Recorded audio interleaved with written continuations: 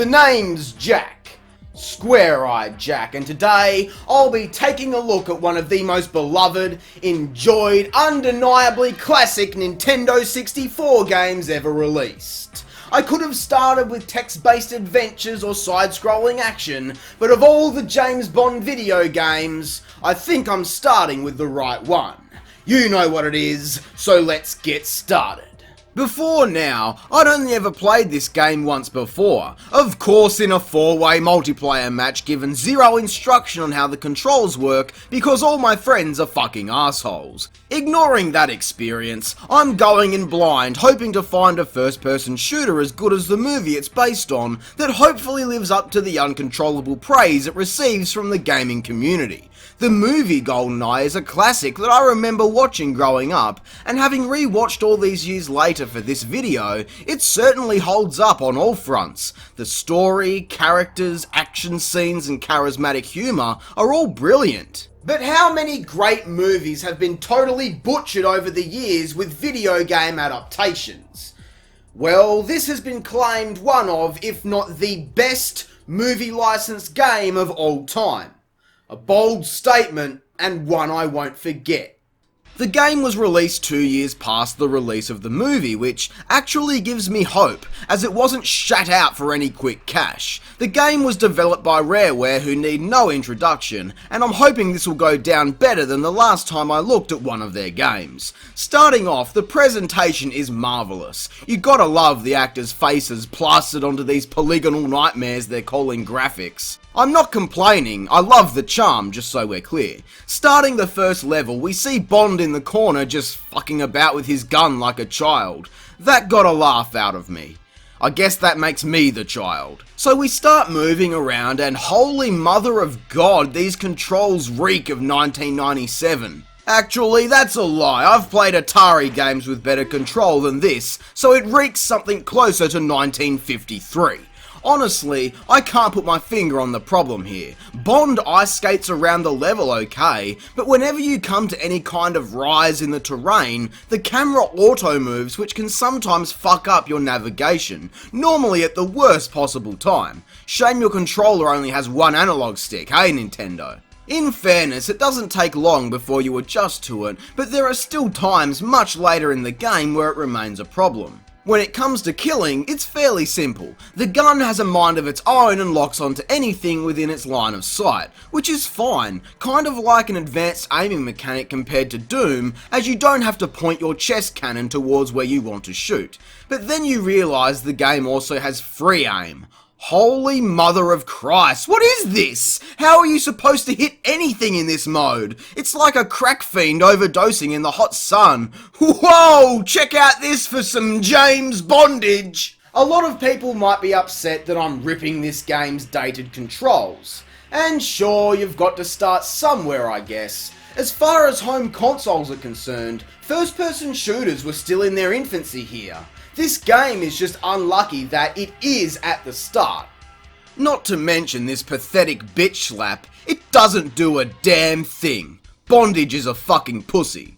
Moving on from the controls, I'm really excited about these levels. If there is one thing this game does well, it's follow the movie. We start off with the dam, go through and blow up the facility and escape via plane, explore the cruise ship and generally hit all the major points of the movie. Sure, there are things that have been changed because it needs to be a game. I'm fine with that. I like to think of the objectives in each level extending onto the story from the movie, seeing what else took place during various missions, and all while blasting Russians to the brilliant soundtrack. It's all familiar music from the movie, but some of the more original pieces and remixes are all wonderful and very iconic. It really puts you into the game as well, if you like to imagine Bondage running around killing people with this music looping in his head. But while the overall presentation is very faithful to its source material, god damn did I find this game boring and even annoying at some points. A lot of the levels were designed before any objectives or end goals were considered,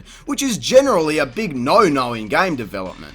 This was done to make the game feel more open and free-roaming, rather than a linear experience. While this does work some of the time, this leaves levels with lots of pointless rooms and locations, a lot of the time surrounded with nothing but dead space.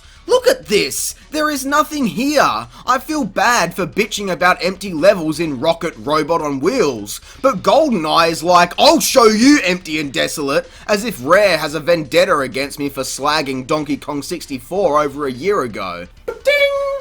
And yes, I know this is supposed to be a secluded Russian base in the middle of bumfucking nowhere, but look here! This is St. Petersburg in Russia, a big-ass city with millions of people living there. So why are the streets empty? It looks more like something out of Fallout rather than James Bond. Silent Hill has a larger population than this place. Sure, feel free to call me out over console limitations all you want, but would you rather a game like this that's 90% useless blocky textures, or a much more linear game with some structure that allows for more objects present on screen and less putrid fogging? The reason I bitch and moan about this stuff on a constant loop is because there are much better ways of dealing with these issues. Naughty Dog broke PlayStation's original console to deliver some of the most visually impressive games ever released, better than PlayStation themselves knew how to.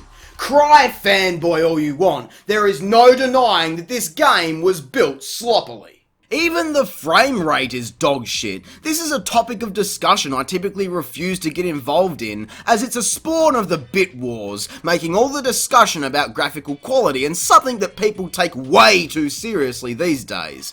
People are counting frames instead of counting on developers to release polished products. However, there are two things that kill the frame rate in this game: explosions or any other particle effects, and textures of the PNG variety. It becomes unplayable at certain times, and just to really drive home how ballistically spastic this gets, the frame rates here make Enter the fucking Dragonfly look like a technical masterpiece. Okay, maybe that was an exaggeration, but it's still bad. Just as bad as the colour palette. Everything is grey and the only thing that stands out is the blood when you die.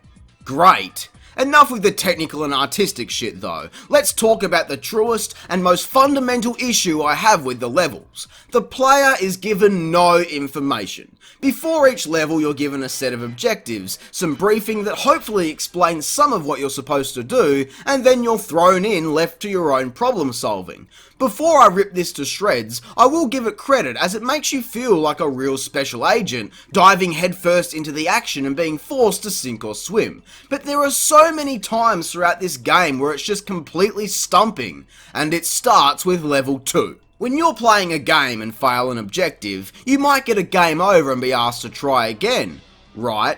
Here, we need to use this computer to open a door, but you better be careful and not blow it up, meaning that you get stuck wandering around the level like an asshole trying to figure out what you missed. Another perfect example of this is when I'm supposed to meet a character at a certain location, who shows up with a bunch of henchmen that immediately open fire. It says I've failed the objective, but I assume that it's a story thing. Like, hey dickhead, our intel was off, forget about that objective and move on to the next thing.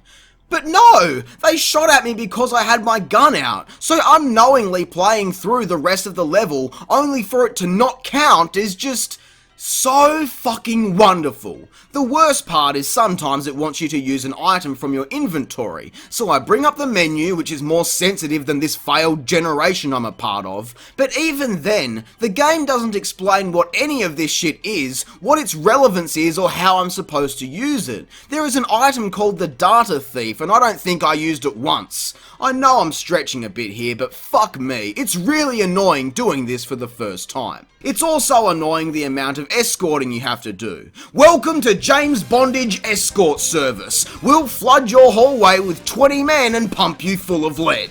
Seriously, this annoying bitch always stands right in the line of fire, which gets me hurt and her fucking dead. It's ridiculous! And it's in these later levels where everything starts to fall apart. The difficulty begins to spike, the ice skating becomes jagged due to the dodgy frame rate, and by this point, every single level has been the exact same thing. There is no variety. Complain about Call of Duty all you want, at least there are different gameplay styles, and hell, even cutscenes in those games. How high tech.